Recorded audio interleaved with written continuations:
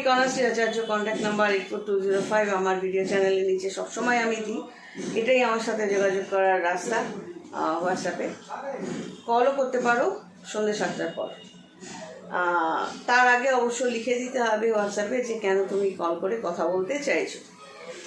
তো আজকালকার দিনে অনেক সম্পর্ক কেটে যাচ্ছে, সেটা লাভার্স হতে পারে, ফ্রেন্ডস হতে পারে, আত্মীয় স্বজন হতে পারে, মা বাবার সাথে সন্তানের হতে পারে, সন্তানের সাথে মা বাবার হতে পারে। মানে মা বাবা অ্যালিগেশন দিচ্ছে, কমপ্লেন করছে সন্তানের নামে, আবার সন্তান কমপ্লেন করছে মা বাবার নামে, এরকম।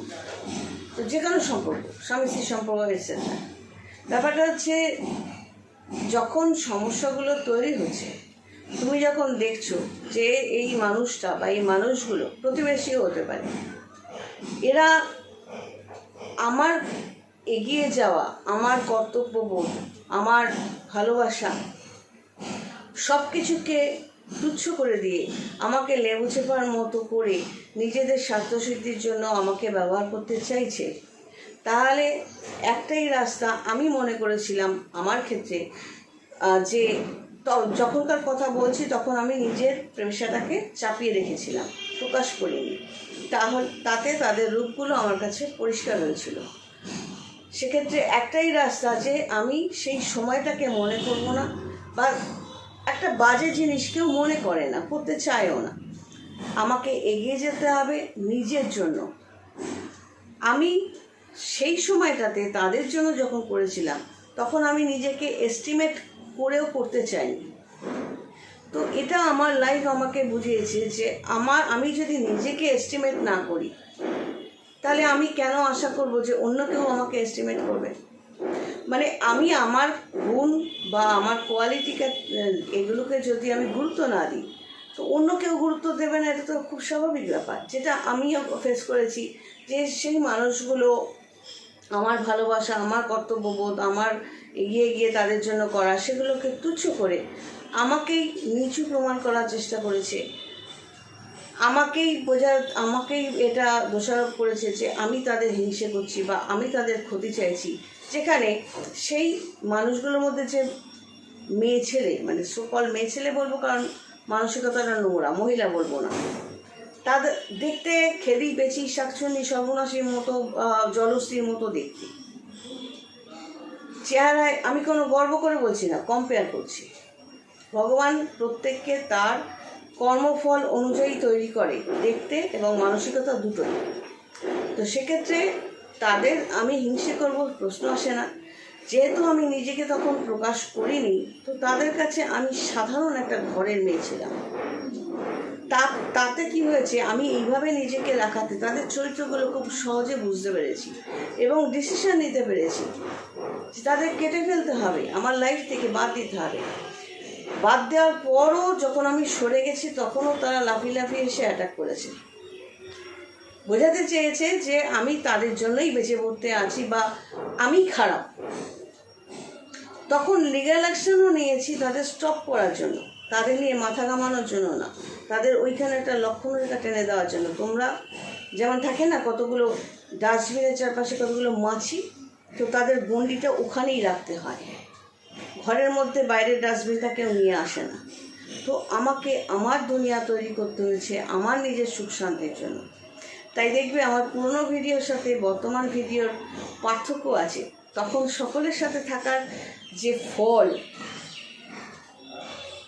স্কিন কালার বলো, মানসিকতা বলো, ব্যবহার বলো, আর এখন আমি যে নিজের মতো থাকি নিজের সুখ শান্তি নিয়ে, সেটা এই রাইট টাইমে রাইট ডিসিশন নিয়েছি বলেই আজকে এটা সম্ভব হয়েছে।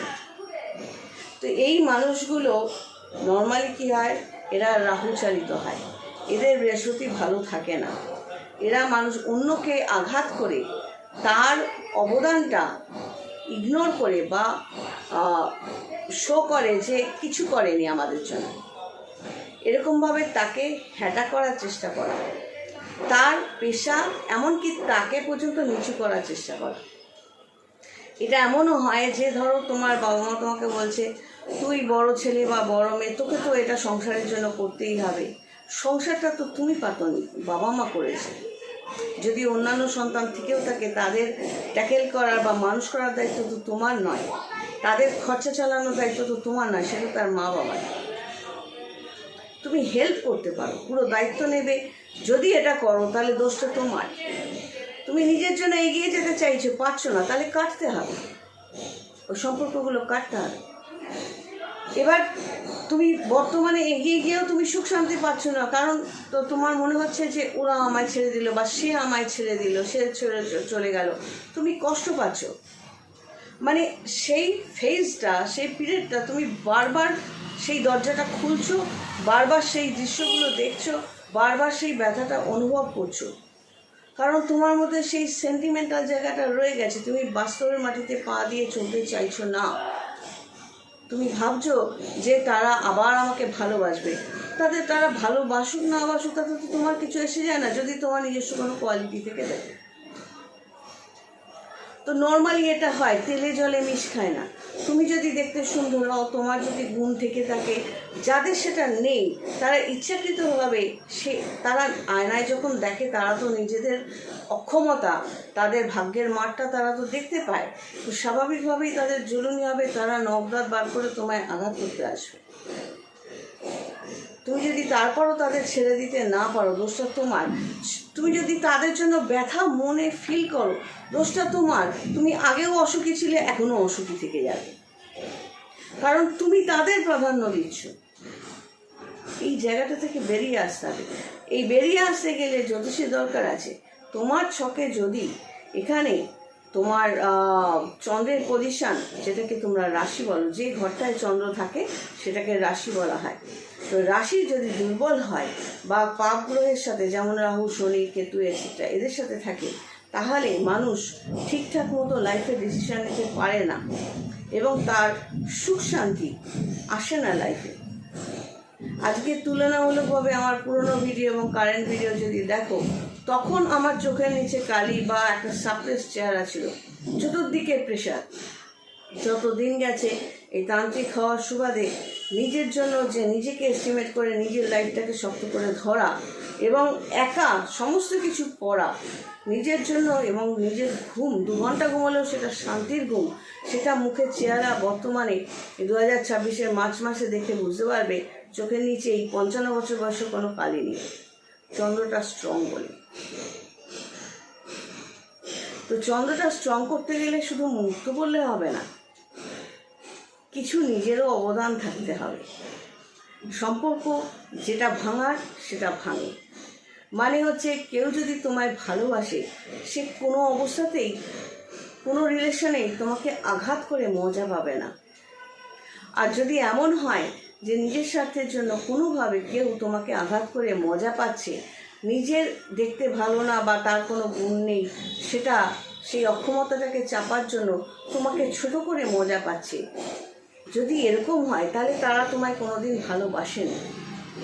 যদি কোনো মা বাবা তার কোনো সন্তানকে স্কুইজ করে যে তুই টাকা পাঠা, তুই এইটা দেখ, তুই তো সংসারে বড়, বা তুই চাকরি করছিস, তোকেই তো করতে হবে, তার মানে বাবা মা তাকে ইউজ করছে।